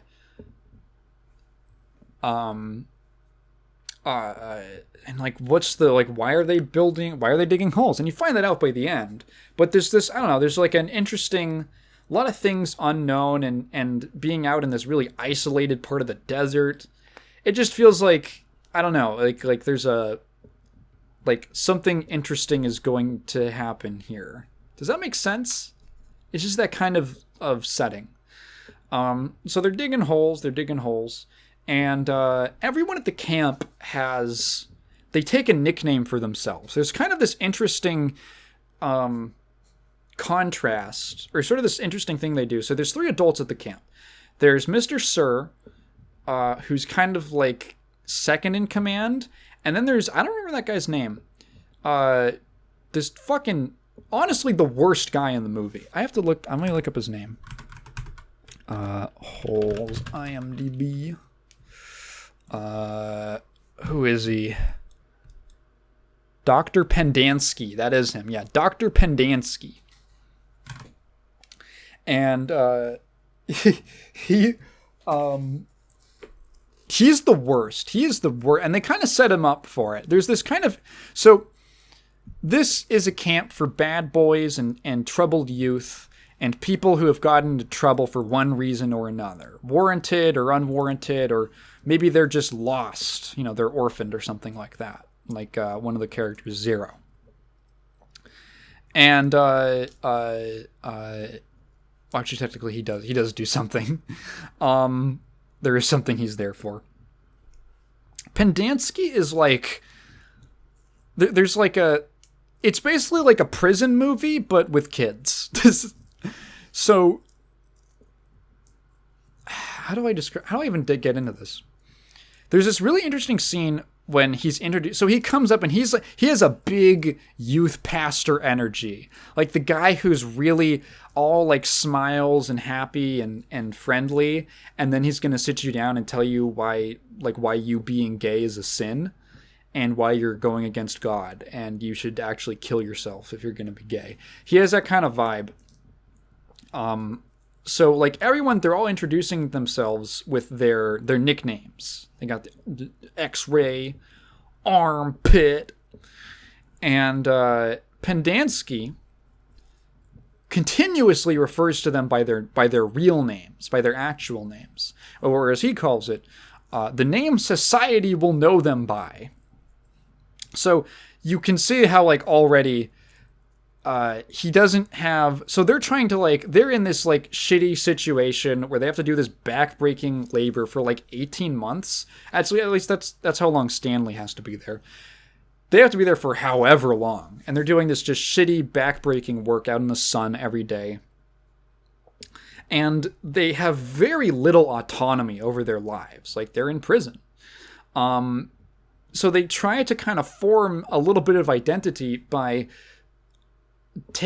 making names for themselves, by taking nicknames and that are associated with, you know, things about them or are given to them, and trying to gain whatever kind of agency that they can in their lives, in this situation. And the adults don't respect that. At least Pendanski doesn't, and he openly does not respect that. He sees them as basically fuck-ups and people who are going nowhere in life. Or who can go somewhere if they just do the work of digging the holes. And, you know, build their character up. Like, he's drinking the Kool-Aid. he's drinking the Kool-Aid. Which is, I don't know, it's like, he's such a hateable fucking character for that reason. When he gets smacked in the head with a shovel, that was so fucking awesome. Because I was like, Zero has this shovel. Okay, so there's this character. So the character Zero, he's called that because supposedly he's got nothing going on in his head. Also, his last name is Zeroni. And he is like, so he's like the quiet kid. He doesn't talk to anyone. He's like, he doesn't, I don't know. He's really small. He's a small kid. And he just kind of like in the corner, and he doesn't do anything, and he lets people kind of talk down to him, including Pendanski, who is just a fucking asshole to him, and just openly is like a huge piece of shit. Huge, like, says the most mean, like, cruel things to him. Because he can't do anything about it. What's he gonna do? Well, he does something. He has a shovel, and he fucking smacks him in the head, which was awesome. And Pendanski's always got sunscreen on his nose, and then after that scene, it's replaced with a little bandage, which I thought was really funny. So Zero, I completely fucking okay. So there's a lot of like back and forth timeline stuff happening, where Stanley brings up this family curse. It affects all the men of his family, all the Yelnats men, which basically started like 4 generations back with his great-grandfather, who was like lived in Europe somewhere. I think it's supposed to be like around Germany or maybe like Yugoslavia or one of those, probably a country that doesn't exist anymore. And he's he like wants to marry this woman, but he needs a fatter pig to offer her father. And he makes a deal with this woman played by Eartha Kitt, Madame Zeroni, and she basically tells him that, okay, if you carry this pig up the hill every day, up the hill and down the hill every day, the pig will get fatter faster, and you will get stronger. And then you can take that to her, and you'll impress her father. Well, but she goes, oh, but when you accomplish that, or like once you do that, you have to carry Madame Zeroni up the hill. You have to carry me up the mountain, or else you'll be cursed, and every man in your family, your whole family, will be cursed. And he goes like, all right, sure. So he does it. It actually works. The pig gets fat. He takes it to the father. And the daughter is such a fucking ditz. She says so little happening in her brain. That there's like this big dude, this just big like oaf guy, and she genuinely can't pick between them. And he just gets he actually has some respect for himself. It's just, fuck, Oh, come on. Because the father actually gives the daughter, like, a choice. And then the daughter's like, I don't know. Like, she says, like, I'm going to pick a number between 1 and 10, and you're going to guess. And he's like, fuck off with this. And he just leaves. And he goes to America. He says, fuck it. I'm leaving this continent. He goes to America. And that's why Stanley's family is in America. But he never carried Madame Zeroni up the hill. So he was cursed with bad luck. And the curse comes up a couple times of things that have happened to him and his Stanley's dad is like an inventor, and he's trying to figure out how to get like how to come up with a solution for like foot odor, and he can't do it.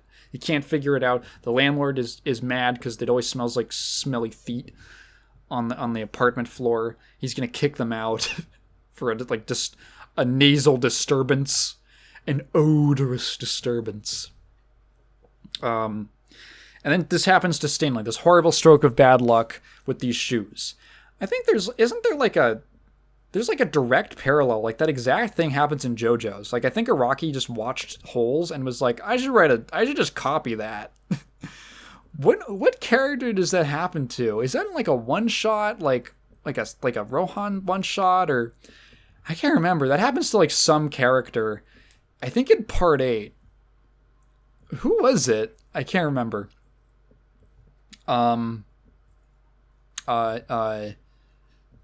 Yeah. So there's kind of like the whole movie has this kind of like, there's some interesting themes of like people in the present trying to right the wrongs of the past.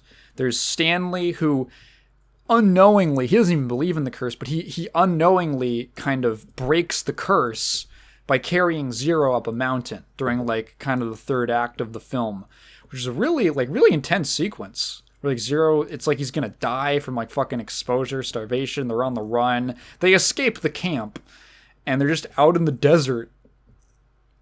And then as he's going up the mountain, we were so stupid. No, yeah, she hadn't seen it either because neither of us realized it until like the very end, where someone was like, "Wait, Hector Zeroni, like Madame Zeroni," and we went, "Oh, we're so dumb." Because they treat it intentionally, because like no one knows Zero's real name until he tells it to Stanley. He trusts Stanley because of I don't know, Stanley's like having a bit of trouble adjusting to like the camp and stuff. So they end up like forming a friendship. Stanley teaches Zero how to read. And there's like, you know, some stuff that comes up with that, and where it's like he reads a specific thing and I thought, oh my god, and Zero knew that because he could read it. So they form this friendship. They're on the lam. Because Zero hits Pendansky in the face. And then he runs off. He escapes. And Stanley, a few days later, he's like, fuck, I gotta go after him. He's dying out there. He's just a little boy. So he goes, they find him, they go, and then they're like, oh, like, we're gonna die out here. Like, what the fuck? Should we just go back to camp, or like, what's gonna happen? He's like, it's like, no, if we go back to camp, like, the consequences are gonna be even worse. Actually, maybe not worse than dying. But they see this mountain off in the distance, and it looks like a thumb. And he remembers, oh, my great grandfather, when he came to America, he was stranded out in the desert, much like this, and then he saw God's thumb. A mountain, and he found like water and food at the top. And so they go, and guess what's at the top? And he has to carry Zero up the mountain, and he breaks the curse. It's a great sequence. Yeah, I don't know. There's like these things. So then like Sigourney Weaver's character, she's the warden. There's kind of this misleading thing where you think there's like 3 different like sets of people in the past, and they all kind of intersect in different ways. There's like this whole storyline that takes place in the past with the father coming to America, and then encountering this like outlaw woman named Kate. Kate something? She's kissing Kate. Kat loves kissing Kate. Because she's a blonde lady.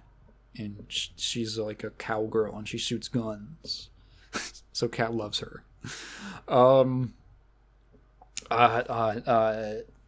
There's, and then, so he like encounters her. That's how he gets stranded in the desert. There's, oh gosh. And then there's this whole, like, where her thing is that she was in love with the guy from Psych. We couldn't get, this character shows up in like the past part of the movie, or like one of these flashback segments. And I'm like, who is that guy? He looks so familiar. And I looked him up, and he's the guy from Psych. Not the white guy, he's the black guy from Psych. I can't remember his name. He has a great face. He has a great face for acting. He has like these big eyes, like this really like big features, like super expressive.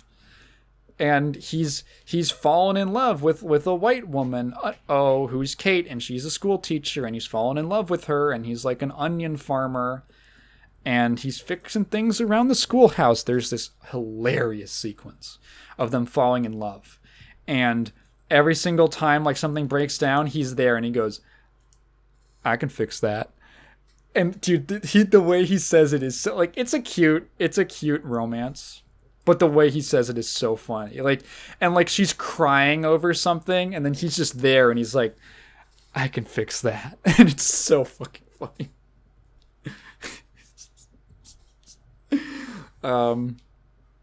But it's cute. It's a sweet romance, and then he gets lynched, just like a Lil Wayne song. Because the black man's kissing the white woman. Oh, boy howdy. That's like that's a dark scene, dude. For like something that's in like a kid's age range, or like at least kids could read and watch it. That's pretty dark, because like what happens is her schoolhouse gets burned down. She's like freaking out. She's crying. She goes to the sheriff. The sheriff's like drunk, and he tries to like kiss her, and it's like really fucked up and weird. And then like the guy gets lynched. He gets fucking hanged. They don't show that, thankfully. But it's like, oh my god. And then that's her turning point. That's her version of the eclipse from Berserk. And she decides, she goes berserk. She's a Guts-like character. There's only two Guts-like characters, Guts and Kate from Holes. And she walks into the sheriff's, like, the next morning, and she gives him a kiss. And then here's that kiss you want, and then she fucking shoots him in the head. Like, oh, shit. And then she's just like an outlaw, desperado gunslinger who kisses and then kills men. Okay, she's like a female Jack the Ripper. And she so she has some kind of treasure that she hid, and she died before anyone found it. So you think Sigourney Weaver's character, I feel like it was at least kind of like a mystery. Like they go, Stanley goes into her office, and there's all these old newspaper clippings and pictures and things like that about kissing Kate, and how she's obsessed with this person, this historical figure.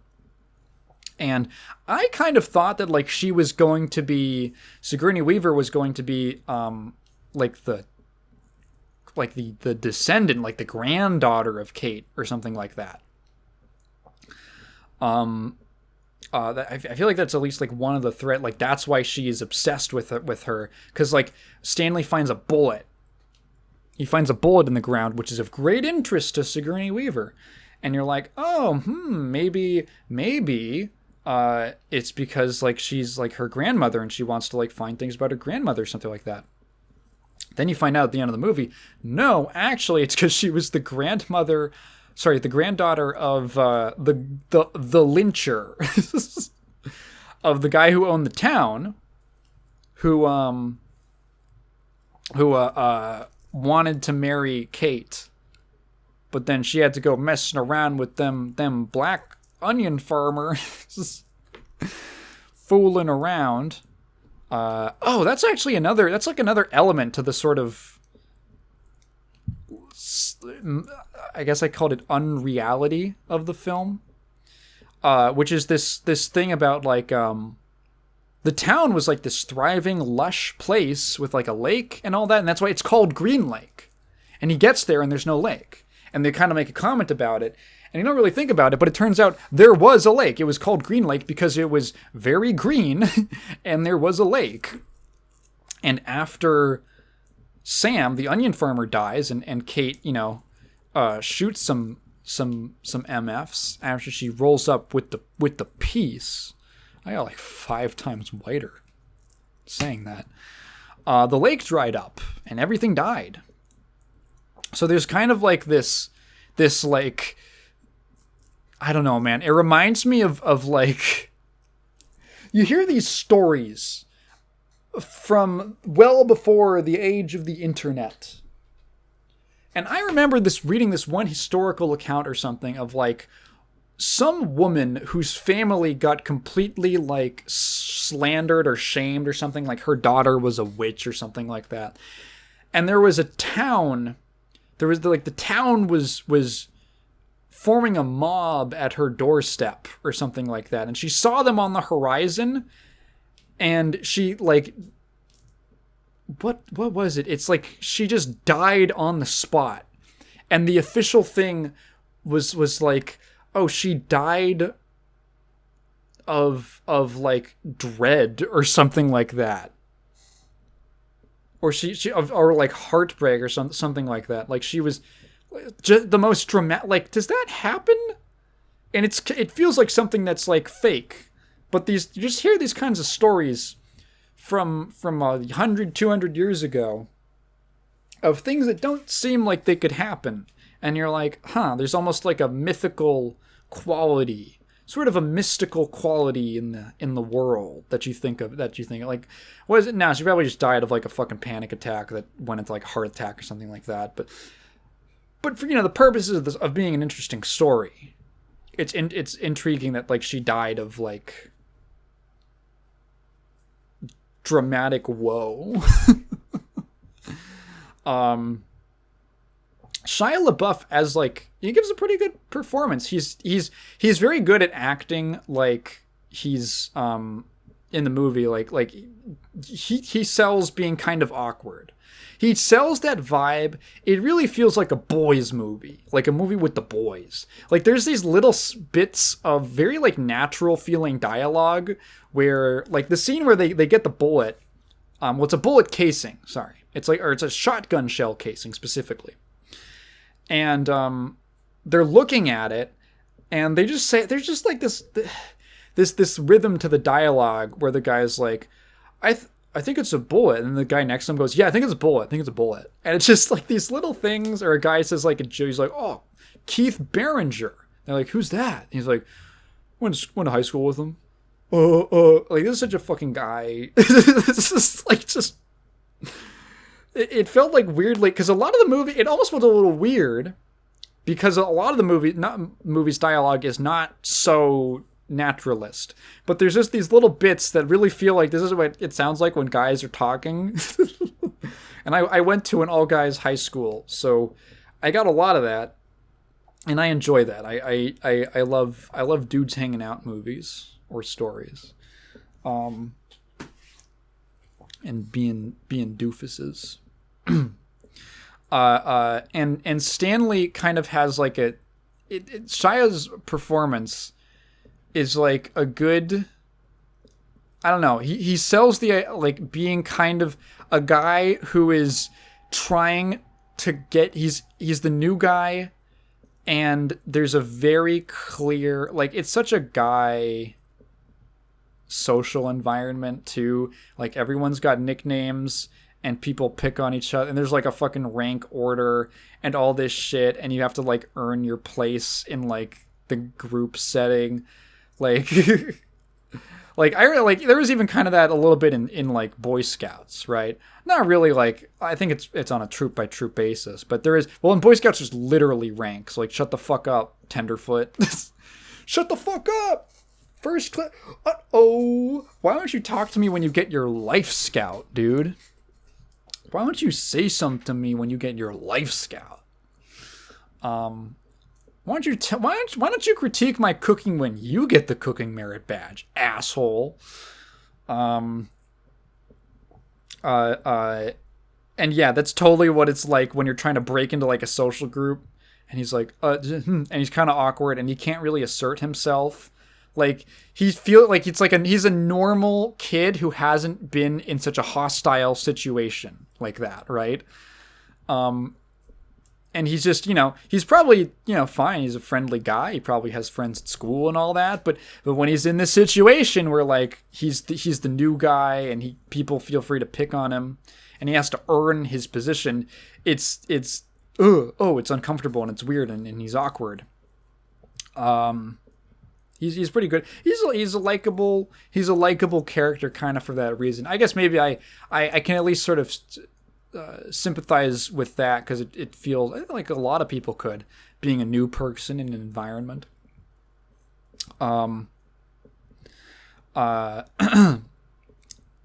Excuse me. So I like him for that reason.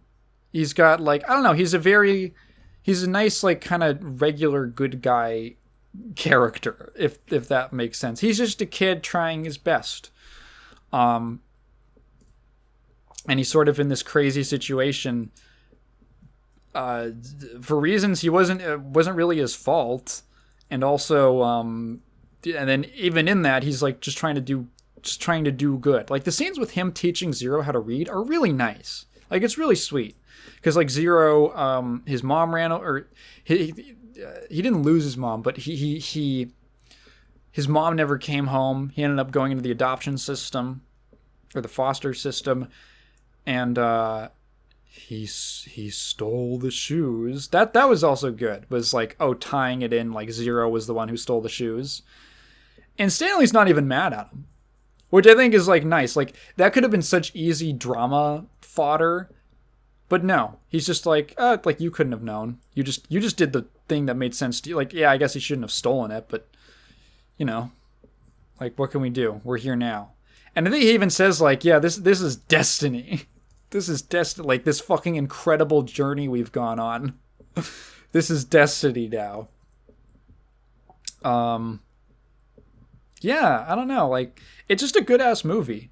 It's a kind of like this sort of misfit outcast society that's kind of struggling against their authority.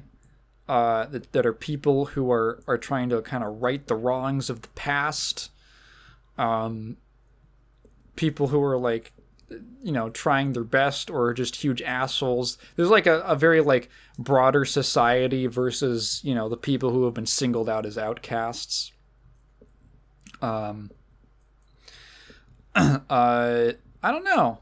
It's just a fun ass movie. It's really good. If you've been listening this far, and I would also, I don't know why I feel the need to recommend or not recommend everything, but I guess that's just my way of saying, like, I feel like that's my version of having a rating system, is would I recommend or would I not recommend? Because I think that's a much better way of reviewing things, in my opinion. Like, I don't like giving number ratings to stuff. I just try to like, who would like this movie? Honestly, I think most people. I think it's like a generally pretty good. That's the thing I was thinking about after the film, was because we both really liked it, and I realized that the fervor around the movie that I always heard from kids growing up, like from kids who like never read, those kids who are like anti-reading because school beats it out of you, but they're like, dude, Holes, that book is awesome. I love Holes. Like even those kids, like that was the book for them. Even Hole, actually, except Holes, that one was good. God, it's such a shame how school just beats the love of reading out of people. And I think I think I get it. I can imagine being like a third grader, a fourth grader, being like a kid, and the types of books you're reading at that age are, even if you're reading like slightly more complex stuff, Holes is the kind of story that has like some very cool like human themes. Is that pretentious to say? Like it's like, epic's not the right word for it, but it's like these characters going on. It's very, I don't know, how do I describe this? How do I describe this? It's a boogie pop story. That's how I describe it. Do I get to talk about boogie pop now? So back in the 90s, there was an author named Kohei Kodono in Japan, and he wrote a lot of books that he would send in to editors, and the feedback he got from the editors was, hey, like, you're a great writer. These are great stories. They're just too weird.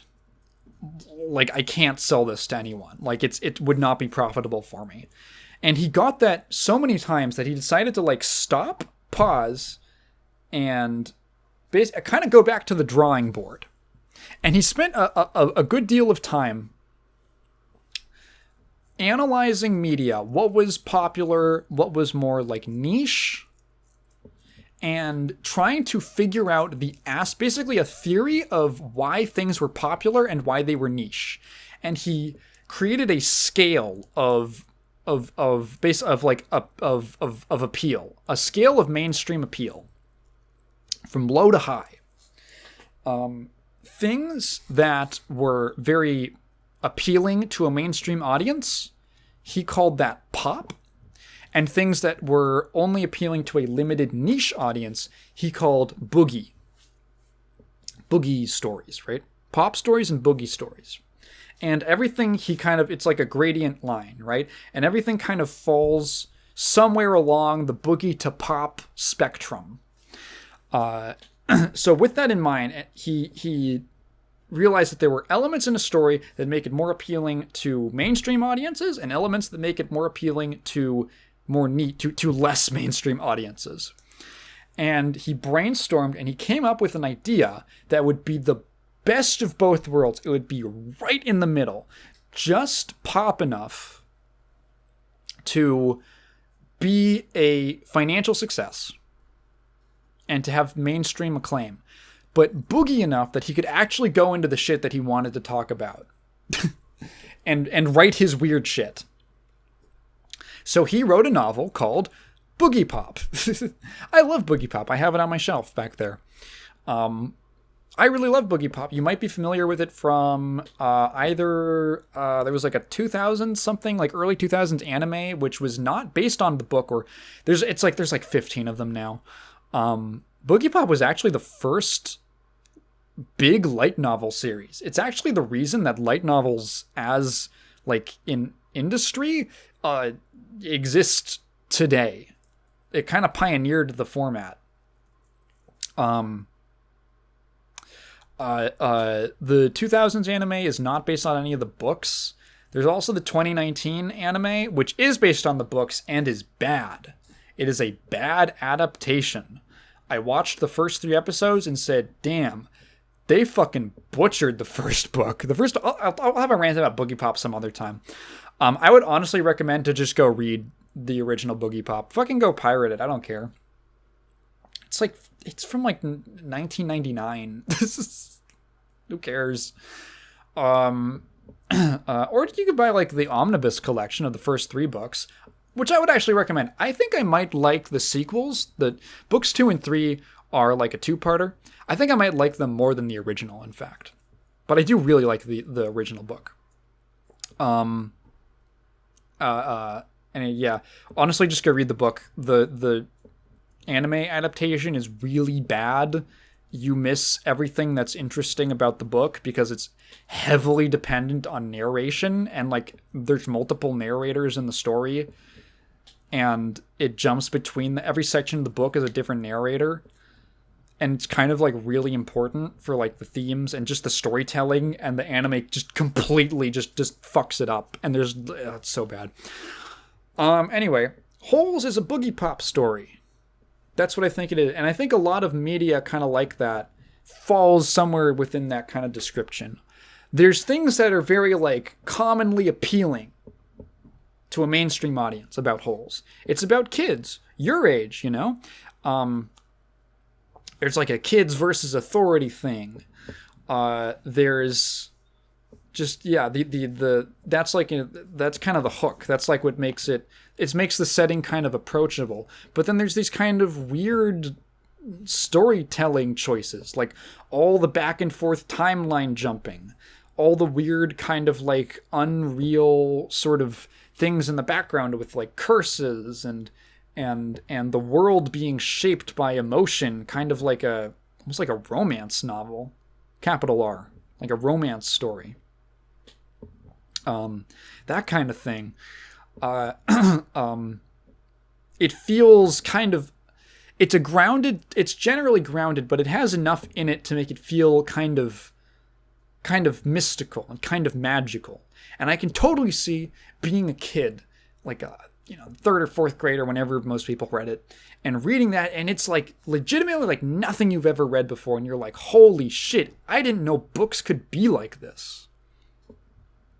I didn't know that a book could tell a story like this. And I think that's where that reaction comes from. And it's like, yeah, no, books can tell fucking awesome stories, dude. Reading's cool. Reading's really fun. I love reading, man. I've really, I don't know. I'm really happy that Warhammer got me back into reading. Hey, I'm still reading the Night Lords trilogy. That shit's good as fuck. Those are some good-ass books. Speaking of... Oh, right, yeah. Holes. Yeah, I'd recommend it. I think even as, like, if you're an adult... It's not like a kiddie story, if that makes sense. I don't want to be demeaning. But if we're going to compare, like... When you say kids movie, there's a huge difference between, like, the Mario movie and Holes, right? I feel like an adult... Like, those movies are trying to, like, generally placate an adult audience, or like what I should say, the parents in the audience who don't care about Sonic. It's trying to placate them and keep them invested long enough that they're not going to have a miserable time in the theater. Holes is a movie that I feel like parents of kids could watch and be like, this is really good. I like this a lot. Yeah, great movie. Like, the more that I think about it, the more I like it. I find that a lot. I feel like with my gut instinct, I feel like that happens a lot.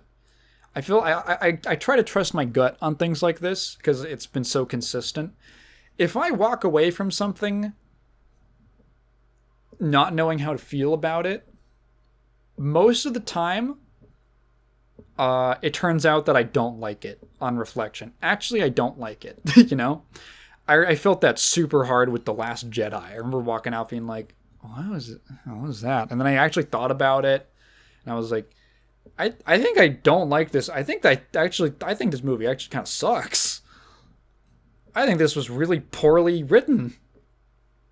And then other things, like Holes now, I walked away from, like, that was a good time. I like that. And the more I think about it, the more I like it. Yeah, well, I've been going for like 2 hours. So I'm going to wrap it up now. Is there anything else I was going to talk about? No, that's everything I had that I specifically wanted to hit.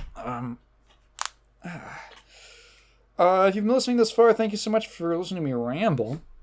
Excuse me. If you have a question, please leave it down in the comments below. But please phrase it in the form of a question, because I'm not just going to read your thoughts out loud. I have a Patreon, main channel videos coming up. Side channel, I have to remember to upload to the clips channel. Sometimes I render out clips and then I forget to upload them. That's happened a few times. Gotta upload that. I have the side channel. I put out a fun video about Reiko from Mortal Kombat uh, that's it. Bye.